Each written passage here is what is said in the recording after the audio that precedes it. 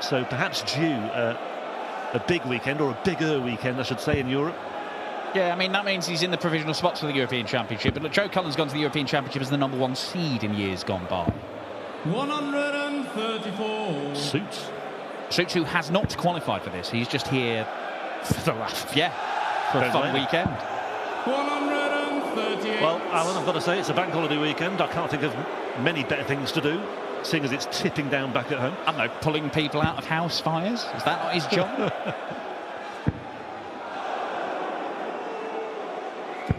100. Joey O'Connor, 14.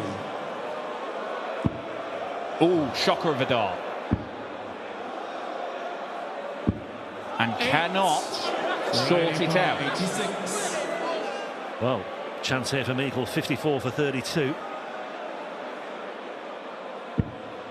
Hits the treble 4 instead, so 74 away. He can still salvage this, not the end of the world. Treble 14 for, well, he's gone double-double.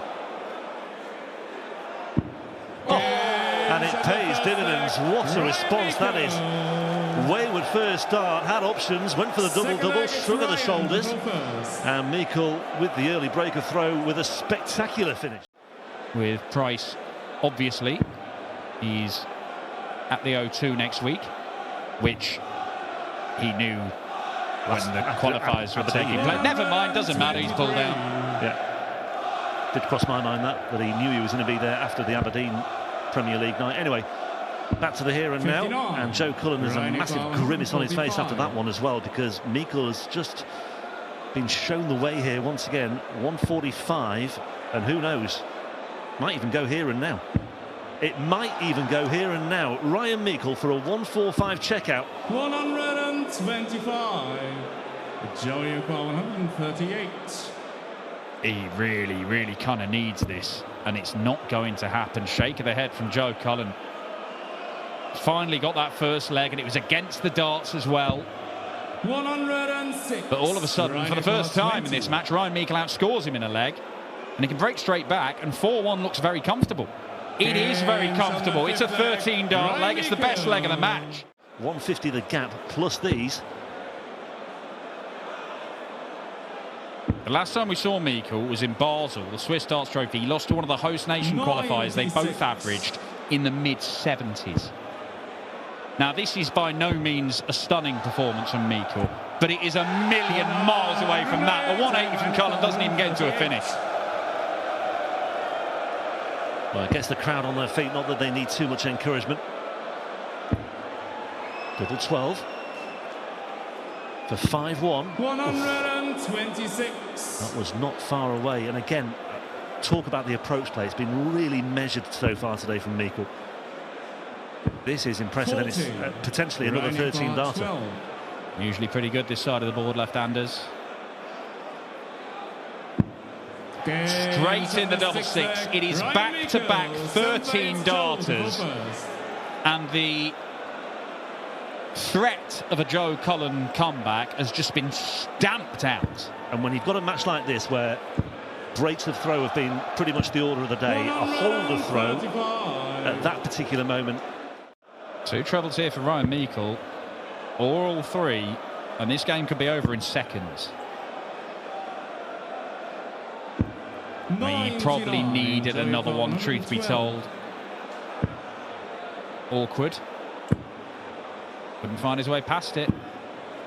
And he's done it again. He's tried to hit a double to leave a double, and this time he's gone out the board. And ultimately, you keep on doing that, that will happen eventually. What a guide for the bullseye if he gets the 57. Oh, he's the wrong side of the wire. Well, pursed lips from Ryan Mikl, just a readjustment on the maths here now, and 64. Joey O'Connor, 72. He's in position if he gets the chance. Cullen, 52 points away. Double 16 now for Joe Cullen. Needs this, hasn't got it, and that could well be the last dart that Cullen throws this weekend. Ryan Mikl on the verge. Treble 16 is missed. Single 12. Only just. Tops. Match dart missed by Ryan Mikl. Joe Cullen given a reprieve, but he has to hit a double.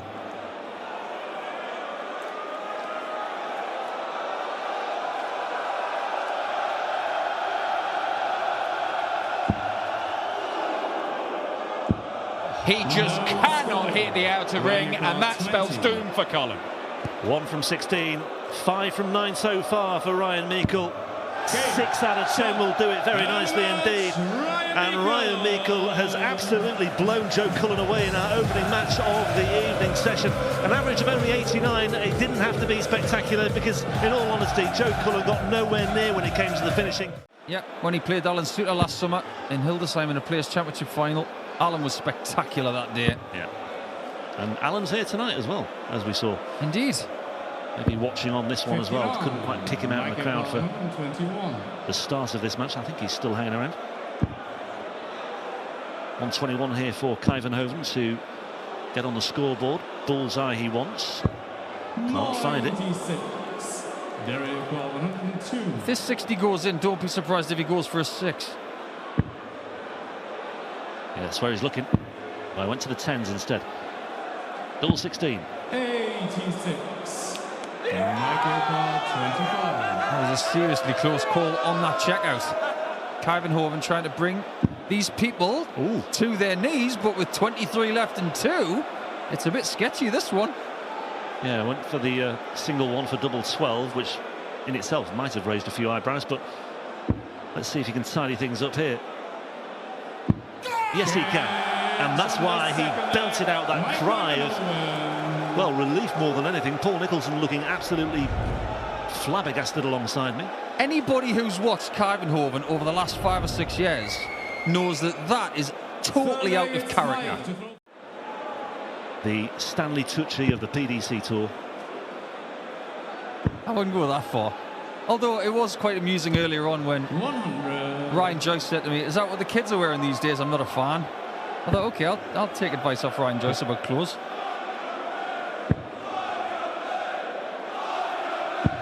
100. What is that? That looks like a sunflower. Well, this situation could be sunny for Mike if he finds himself another small treble, or... Well, there's the risk. You can try and leave double 2, but you've always got the risk of that happening. Might be a blessing in disguise in some ways, but Gurney might just make it all academic anyway, because he's found 2 treble 18s to leave himself a shot at double 7, and it's a 1-2-2 check out, and whatever Hovven did before, that doesn't matter, because Gurney's produced a moment of magic to level things up at 2-2. And if it doesn't land properly and it hits the flight first, it's going to land on the floor. Hovven's forced his way back into this leg. And Gurney's under pressure once again. 100. Does not like that one bit. A real dip of the shoulders as he goes to retrieve his darts. Hovven looking to make his latest move and his latest burst. Can he fill it up from there? Yes, he can. Gets himself down to 41. Potential 14 darts are incoming. Gurney, you feel this has to go. 116. That leaves 96. Gets the treble 20. Double 18. Likes this portion of the board, but 18. Not on this occasion. Wow, that was close. 41. He can't believe that didn't drop. And now we might be in a tie game. Just about in the 1 there from Hovven. That was a long way below the double 20. So he's looking at 10s once again. Took it out in leg 2, took it out in leg 3. And he's pushed the wire of double 10. So close. This time Gurney will be so relieved if he's 5-3 up. He is. Well, I actually meant to say as well that Hovven took out double 10 in leg 7 as well. So 2 darts has been killers for Hovven. And Gurney just has to tread carefully here. Yep. 150. Quick look at where he was. Didn't want to leave himself double 3 with a 180, and leaves himself a very reachable double 18. This tournament loves a 150. 95. We'll talk more about that later. Now it's Daryl Gurney for the win. Could be a 13 darter to round things off. Could be the best leg of the match. Could still be with 14 darts for Gurney. He won't really mind as long as he gets the job done. Don't stay on 9s. If you go for a 2, you're risking going either side. Thank you, guys, please. Do what you need to do, Daryl. It's not about them. Yeah, I think this break is actually helping Gurney make up his mind, or at least think about it a little bit more. 28. Takes out the single 10 to leave a shot at double 4. That's really smart. And again, playing his percentages there. Gives himself the options on 4s or 2s and 1s if he needs to go that far. 80. Would you rather be on 8 or 9? You'd rather be on 8 with 3 darts in hand. With your opponent way back on 156. Double 4 here then for Gurney. Getting closer. And this time, Darryl Gurney asked the question. I can't hear you, he says. And he swats them away like a fly. And it's all smiles at the end of what was a really good tussle between those two. Something like 18 years. He was coming through on the Irish side of stuff at the same time that Cullen Osborne was starting to come through in PDC darts.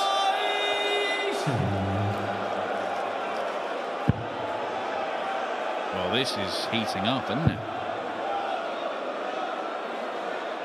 140. Mansell leaving 81 after 9 darts thrown. Dedeker's going to join him or surpass him. Surpasses him. 5 180s in the last 2 legs in. Someone's going to run out of red pen in a second. Oh, not another missed single, Mickey. This one might cost you. 41. Dedeker's going to be leaving double 16 here. 41. He's looking at it dead eye.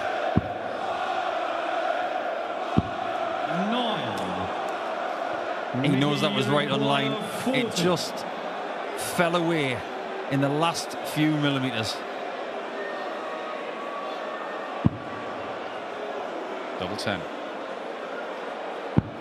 Oh, double 7. 26. Messy.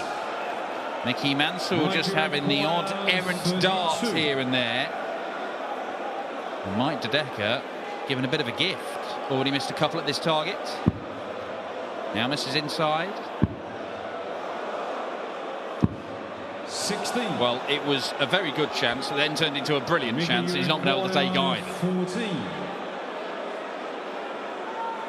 He could accept missing double 16 by the margin he missed the last time, but not 3 in hand. Now he's got 2 sliders. And he's overpitched it. You underpitch that slightly, catch the flight and slide in. But when it's too high, it's never got a chance.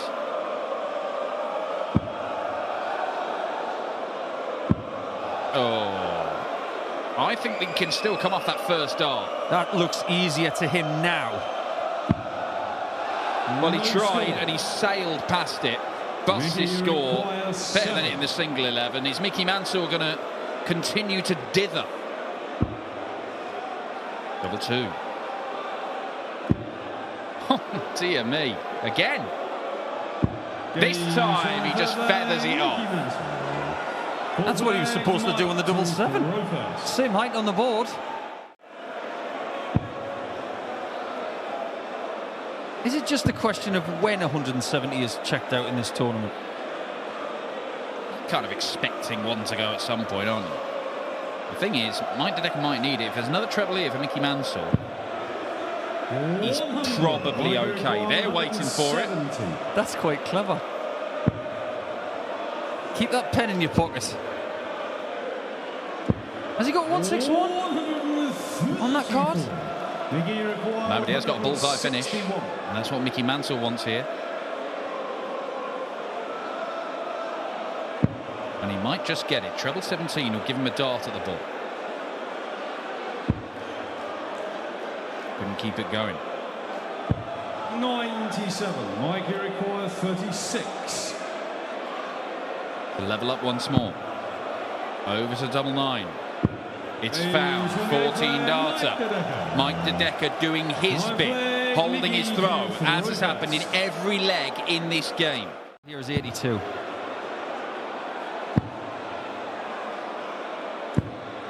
Oh, he's thinking, how have I just left 122? This would hurt. And it would be the lead again. They're trading blows all the way through this game. And it's the bull. Massive. And the first reaction from the man nicknamed the Cyclone. 10 flag, Mike to throw first. Forget about the bogey number. That was a worldie of a 135. Give yourself a shot, Mike. That shot is 161. It's really tough. It's a 3%er, but it's a chance to win. Mansell trying to bring this down under 100. Desperate to get to a two-darter. He's done it, but it's one of those awkward checkouts, and he may only get one dart at double. 61. Assuming he's allowed back, which he is. Good thinking. Mickey, you require Great craft. 66. They're both on two darters. Mansell might have to hurdle here. He's going to go tens. First time the crowd have been involved. But he does get one dart for the match. Mickey Mansell stands firm, and the World Grand Prix champ is beaten. 11 legs, every single one of them a hold of throw. See that we have not seen Wesley Plaisir on a Euro Tour stage since that run to the semis in Munich 2 years ago. It is mad to think. Obviously, he wasn't a tour card holder last year, so he didn't have a route through, but still made back-to-back finals on the floor event. Yeah, it was in 2023 when he really started to catch the eye on the European Tour stage. He almost made the European Championship that year, thanks in large to a really good record in the qualifying rounds when he was going through that associate members qualifier with the likes of John Henderson, players who didn't have a tour card but went to Q school. And it's Plaisir who's got the first leg on the scoreboard, hold of throw.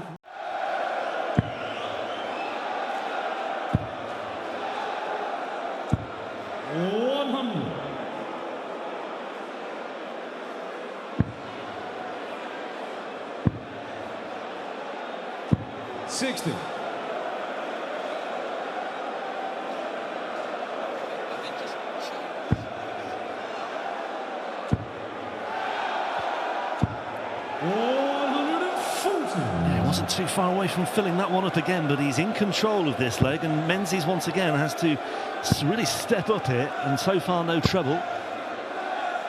42. He's kind of forced into going for the bullseye there because he couldn't get through to the treble 20. Didn't hit it anyway, but Wesley, oh, there's the bullseye. And there's tops. It's another 5 busy leg. Wesley Plaisir, 3 15s and a 14. Just felt like Cameron Menzies might have had him on the run, but it's a poor scoring leg from Cammy. Yeah, and this is where, I mean, Plaisir's down to 160 after 12. Menzies really could have made a move here, but he hasn't. And that might just give Plaisir something to work with.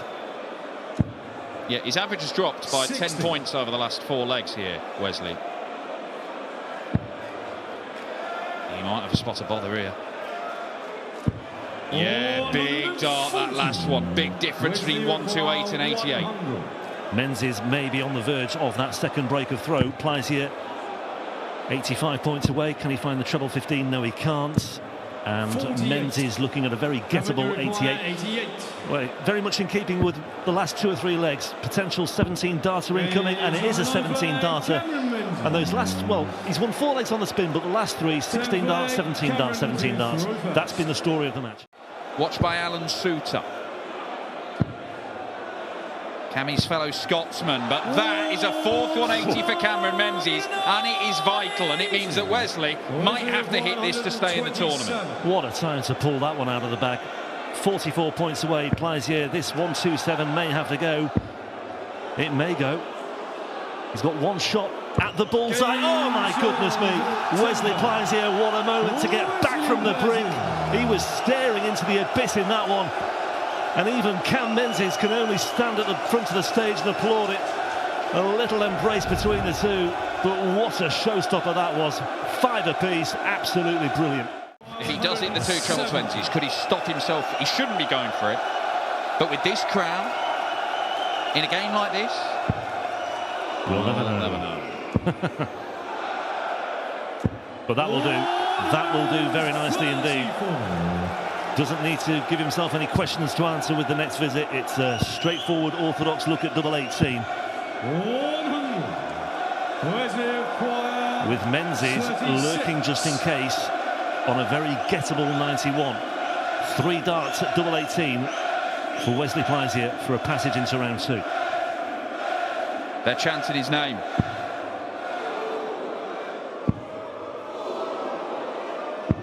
But he cannot take his chance. Is it yet another game today with multiple mismatched darts and somebody goes out the tournament? Is it double-double? It is, but he couldn't find the first one, and Wesley Pleisier will come back. Wow. Well, a right smile on the face of Cameron Menses, but Wesley Pleisier, having missed 3 match darts already, is now looking at opportunities once again, this time on double 9. Outside, further away with the second dart. He was closer with the third, but it won't count for anything. And that could well be that. Menses back in business, looking at 60. Tops. Cameron Menses has snuck through. Wesley Pleisier has missed 6 darts for the match. It is a heartbreaking defeat for the big Dutchman. This is a very unusual Friday night atmosphere. It is. I honestly can't remember a louder Friday night since the first time we ever went to Graz. Yeah. They'd never held a European Tour event, and they came in their droves, and it was a sellout. Honestly, that Wesley Pleisier walk-on was so loud, people had to leave the room. And let's not forget, we've got Barney coming up as well, not too far away now. But first and foremost, this one, just look at this from Boris Gerschar. What a start that is. My goodness me, that has set the tone very nicely. Boris Gerschar setting a very high bar. He's an all-round beast. And he's not big bad Boris, he's big brilliant Boris. 180.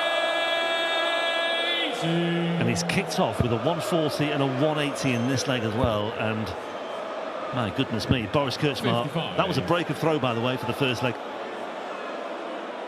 A 12-darter. And we've seen him do this time and time again, where he just catches players cold. 145. He gets out of the traps very quickly. There is obviously the question about whether he can maintain it, but my goodness, he knows how to put players under pressure from the word go. Yeah, he turns up. There's a chasm between the two of them here, nearly 300 points separating them, and that is a 10-darter for Boris Gerschar. And I can't emphasise how impressive that is. Those 2 legs there, I don't think we'll see much better than that 2-leg salvo this somewhere along the line for Boris Gerschar. That's something that may actually come to pass in a match like this. It'd be no surprise if we went to 11 legs in this one. And Boris, you just know that it won't take much for him when he does have this little slide off the pace. It won't take much for him to get back into the business end of things. But Van Veen will just keep on punching back, and there'll be counter-attacks here and there. This game is so much fun. Can he find that 54? Oh, well, why not go for the bullseye and leave double 18? What a shot that is. He's a class act, is Boris, there's no doubt about it. I really enjoy watching him. I mean, he always brings, more often than not, brings something, especially to the European Tour. Inside for, actually inside by some way as well, double 9. Yeah, that's the 28. That's the problem. 84. And now reliant on errors here for Van Veen, but very little sign of that happening actually. 2 darts at double 12. Can he slide it in? And he's been so good at doing that all the way through. I mean, to cause some damage early on. He's clearly got a huge amount of pedigree. Great to watch. 57. Always delivers something, always makes a real fist of it. Never seems to give up at all, does he? Always seems to... I mean, there he was, 4-2 down, on the verge of 5-2 down, and all of a sudden now he's very much back in the hunt here. 121. And he would have been even better off had that final dart found a way through. Probably done him a favour there. Takes away the temptation of going for it for the crowd. Boris didn't leave the finish. Maybe his best route to victory and breaking Dutch hearts tonight is going to a last leg decider, and that's bounced out 3. Junior required 36. That's astonishing. Points on the floor again. Double 18 for Van Veen to get back in front at 5-4. That one has just nudged the wire. And just when it looks as though he might use those first 2 darts to just shepherd the third one underneath, he goes completely the other way, finds a top corner. And yeah, you mentioned Davor Shuker. That was reminiscent of the great man as well. Top corner. Sitting on the fence, as we always do as commentators, I want this game to go all the way because it has been breathless. Statistically, it looks good. But organically, looking at it from the outside in, it's better than good. He's in it again. Well, this... 29. Boris requires 60. The crowd are dumbfounded. This is just brilliant. Yeah, befitting of a match that we've seen so far. I think it's only right that this one goes to 11 legs. Big one, admittedly, but Gerschar can really make a move here. Needs a treble. Should go at the 19s. It's worked really well. 10 points between them the whole game. Now we'll have our climax. Yeah, 1-4-8 as opposed to 1-5-1. That is intelligent play by Gerschar. Just when we question his approach play, comes up with a moment like that as well. So, yeah, a bit more reassurance for Gerschar here. 148, that's the first part of the equation. Oh, and he can't find the second that would have left a shot at the double. Now imagine if Van Veen takes this up. This place is going to go bananas.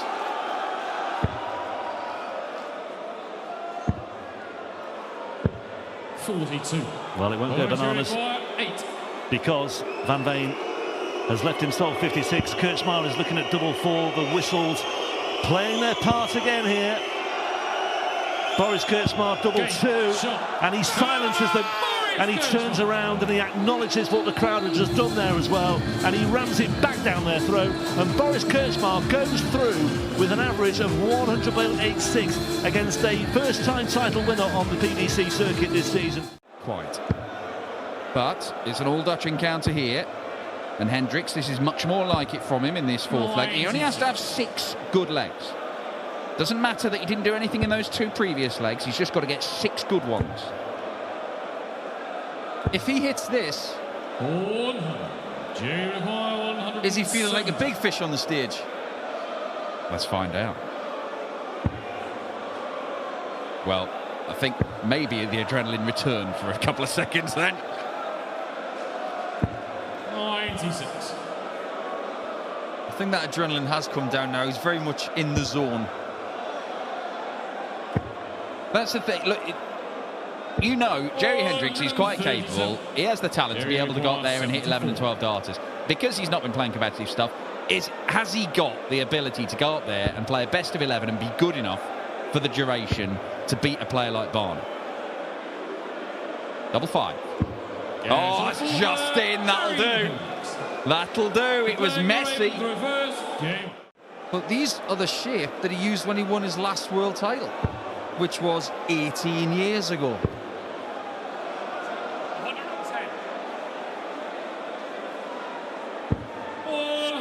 123. Excellent leg of darts from Raymond van Barneveld, leaving 58 after 3 visits to the board. Was taking Hrix out of this. He's not going to get to a finish. Not even going to be close. That statistical gap is widening. 69. Yeah, and he's just got to ignore these legs. The thing is, he can't afford many more of them, because this is for 4-2. And it is 4-2. It's an 11-darter, best leg of the match. Raymond van Barneveld with a little cushion now. And the more they chant Barney Army, the more power he gets. He's now at the point where 3 good legs in a row is going to be enough, or potentially could be. And this is a good leg. 133. He's left it again. He won't have to go for it. But I would be curious to see him if he gets the 2 treble 20s, because temptation can't take over. He has to go for it. 170. He has to go for it if it's an option, surely. Does he feel like a fish on the stage? Does he feel like it? Oh! He couldn't help himself, but he couldn't hit it either. Access denied. It was a 4. It was just meant to be that he was going to have a shot at it. But the most important thing right now isn't the fact that Raymond has left it. It's that Jerry has a chance to draw level after 8 legs. Okay, double 15 then. Oh no. 42. Well, this would be something, wouldn't it? Define irony. This would be it. Oh, come on. Oh, it caught the flight, but it didn't catch enough. 84. Jerry require 8. Double 4 for 4-4. Yes, on the 8th there. Some adjustment that from Jerry Hendrix. Barney has coasted through some legs and won them by hundreds and hundreds of points. Okay. He's not going to go treble 20 ball, surely. Absolutely not. Absolutely not.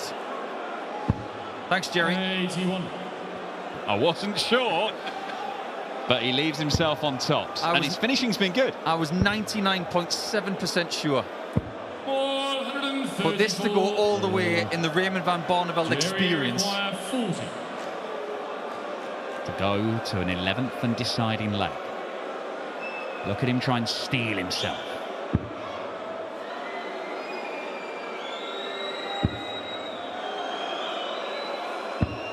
Oh, Jerry. Is that it? Was that the chance? This chance is different. It's to win. He may have to wait just a little bit longer into the next leg. Jerry required 20. Jerry's percentage is 33%. It's 1 in 3. Now it's just a little bit better. And we go to leg 11. Anything's possible now.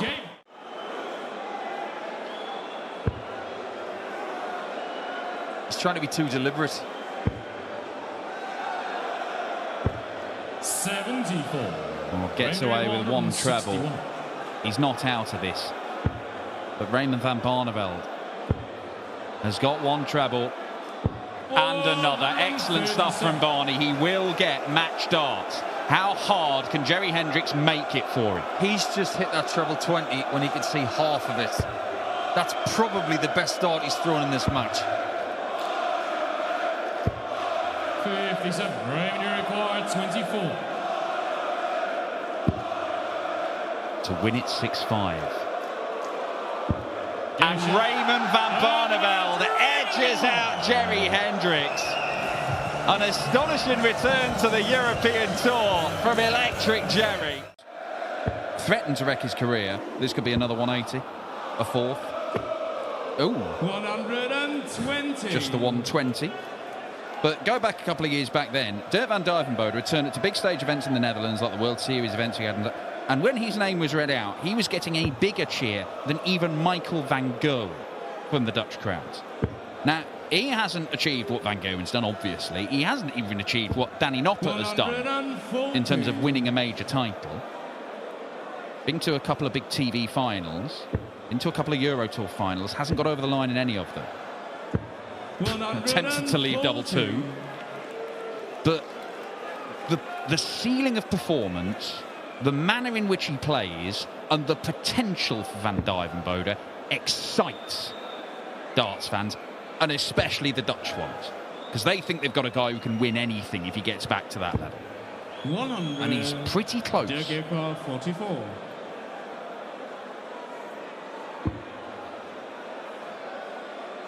For double 16 then for Van Dijvenbode, inside for double 8, and once again taking care of business, and this time a little bit more assured on the finishing as well. Once again. But this is what the biggest scorers in the game can do to you. The likes of Ross Smith and Littler and Dirk van Dijvenbode. They can make you feel like you've turned up to a gunfight and all you're holding is a banana.